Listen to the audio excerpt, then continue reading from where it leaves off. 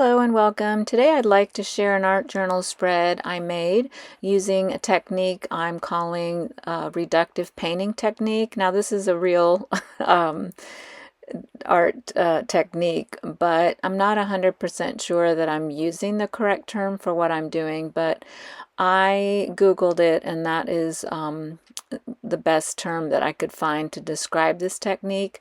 And you'll see it's kind of hard for me to describe it with words, so you'll see as we go along how I do this.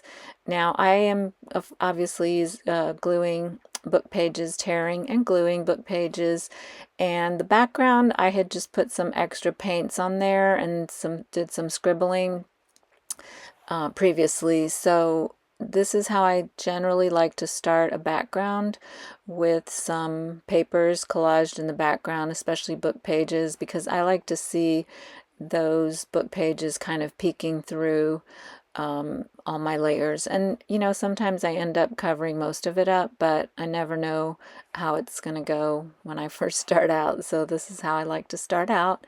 For me, art journaling is more about the process than the finished product. And so I just like to enjoy the process. So after I finish gluing down these book pages, I am going to use some paints, and I'm not going to cover the whole thing. As you can see there, sometimes I cover the whole background with papers, collage papers, and sometimes I don't. Now I am going to actually, before I paint, cover the pages with some matte medium.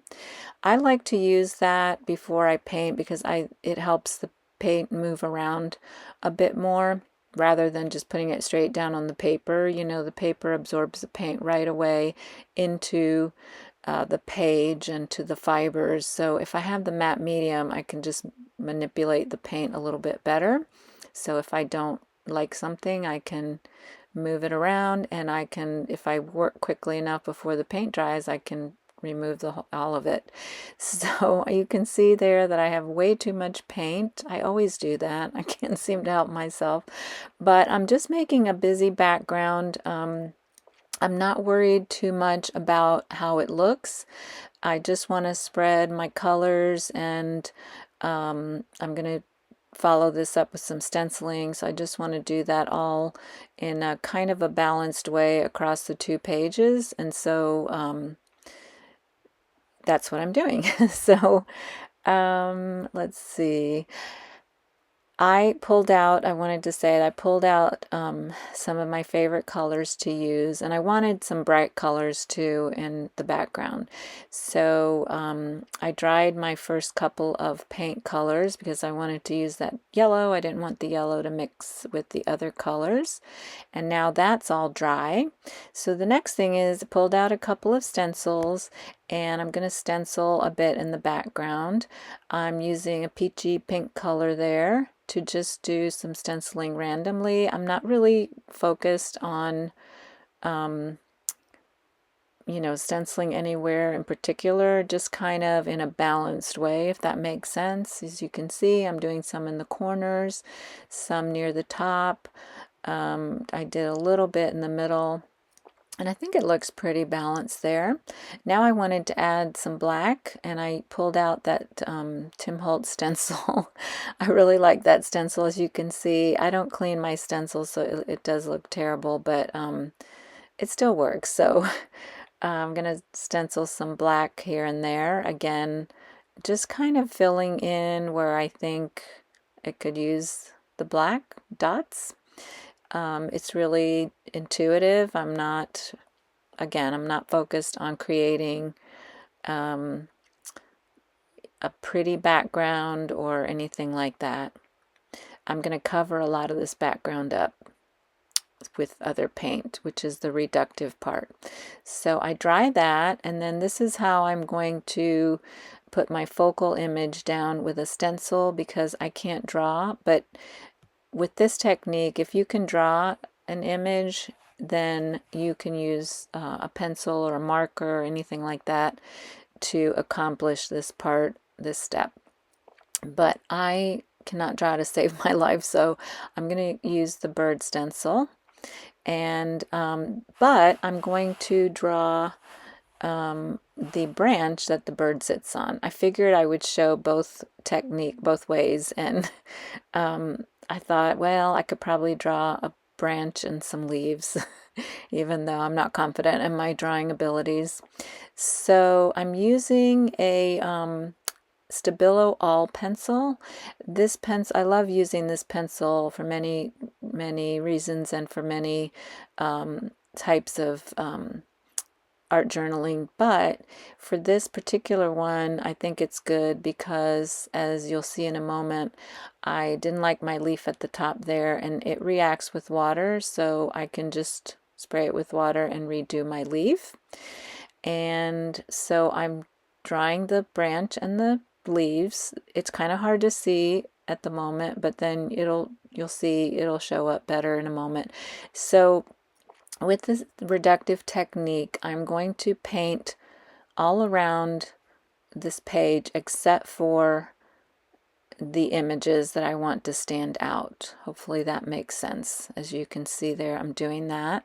I added some water to my paint. I'm using an off-white color, like a light cream color, and I really like using this color, but you could use white. Really, you could use any color if you thin it out with some water, so that I like to see a little bit of the background peeking through, so you can see how that is happening.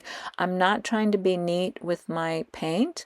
I can fix all that as later, as you can see, but I kind of want it to be kind of not perfect, and it's thinner in spots and thicker in some spots. I like that look, so that even though I've sped this up to twice the speed, I'm still going fairly fast in real life. And there you can see how this technique works. I love the way that looks.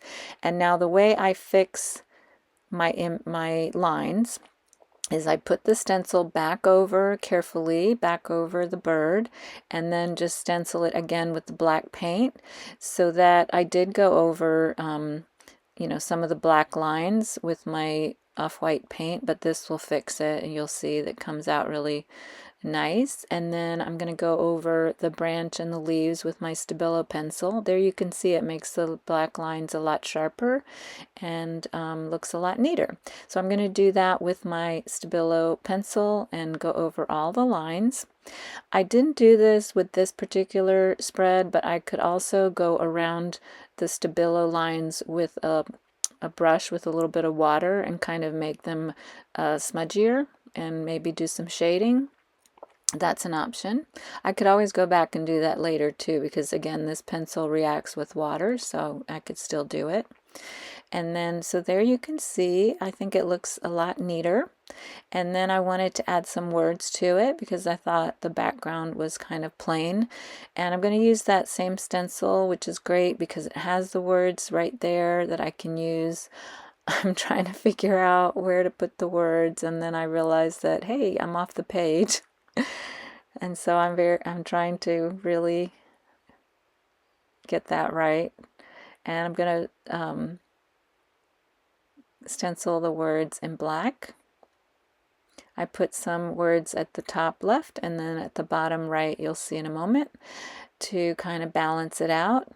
And I'm pretty much done with this spread, except that I do like to add a sort of dark frame to my art journal spreads, and so I go over the edges with, or make kind of, not the edges, but make some lines, as you see there, with my black Stabilo All pencil. And later off camera, I did go over those lines with my brush and a little bit of water. So that is my project. Very quick and easy spread that I think looks nice. I hope you enjoyed it. Thanks for watching.